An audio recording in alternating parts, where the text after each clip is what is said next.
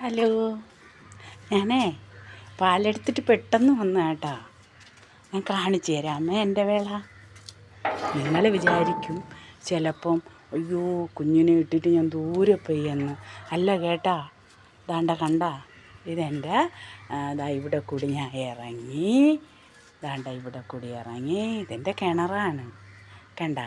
ഇത് ഞാൻ ഇന്നെടുത്ത ഒട്ടേറെയാണ്. ഇന്നലെ വെട്ടിയായിരുന്നേ.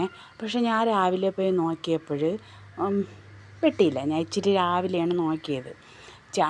വെട്ടണ അണ്ണൻ താമസിച്ചാണ് ഇത് വെട്ടിയത്. അപ്പോൾ ഇന്ന് പാവം കേട്ട അണ്ണൻ എല്ലാം വലിച്ച് മൂട്ടിയിട്ടിട്ട് വീണ്ടും വെട്ടി. നല്ലൊരു പാവം മനുഷ്യനാണ്. കണ്ട ഇവിടെ കൂടി ഇറങ്ങി. ഇത് ഞങ്ങളെ ഗേറ്റ്. ഇവിടെ കൂടി മുമ്പൊക്കെ ഇത് ഇടിഞ്ഞൊക്കെ കിടന്നു കേട്ടോ. ഇപ്പം മോൻ്റെ കല്യാണത്തിന് ഞങ്ങൾ സിമൻ്റൊക്കെ ഇട്ട്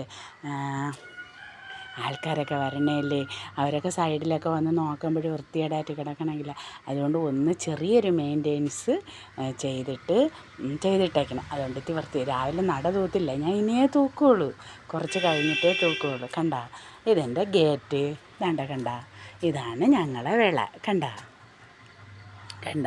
ഇത്രയേ ഉള്ളൂ. ഇവിടെ നിന്ന് താഴെ കുറച്ച് ദൂരമേ ഉള്ളൂ. കുറച്ച് ദൂരം പോയി കുറച്ച് ദൂരം പോയി പാലെടുത്തിട്ട് ഞാൻ ഇങ്ങനെ ഓടിക്കയറി വന്ന്. ഇന്നലെ ഇന്ന് ഞാൻ നേരത്തെ പോയത്. അണ്ണ ഇന്നും താമസിച്ചാണ് വെട്ടിയത്. അതുകൊണ്ട് 2 ഷീറ്റേ ഉള്ളുമായിരുന്നു.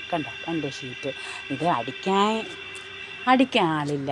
അതുകൊണ്ട് ഞാൻ കുറച്ച് കഴിയുമ്പം അങ്ങ് ഉരുട്ടി പറക്കി അങ്ങ് ഒട്ടേറായിട്ട് ഇതിൻ്റെ കൂട്ടത്ത് അങ്ങിടും.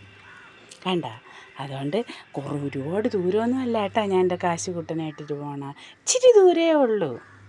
പിന്നെ ചിലപ്പോൾ നിങ്ങൾ വിചാരിക്കും എന്താണെന്നറിയാമോ, ഞാനേ ഒരുപാട് ദൂരം കുഞ്ഞുവാവെ ഇട്ടിട്ട് പോയി, അവൻ കരയും, കൊച്ചിനെ ഒറ്റയ്ക്കാക്കിയിട്ട് പോയി എന്ന് പറഞ്ഞ്. എൻ്റെ മോളുണ്ട്, എൻ്റെ മരുമോൾ കൊച്ചുണ്ടായിരുന്നു. ഇപ്പം അവർ ഞാൻ പറഞ്ഞില്ലേ ഹണിമൂൺ ആഘോഷിക്കാൻ പോയെന്ന്. അതുകൊണ്ട് ഞാൻ പെട്ടെന്ന് പോയിട്ട് വരും.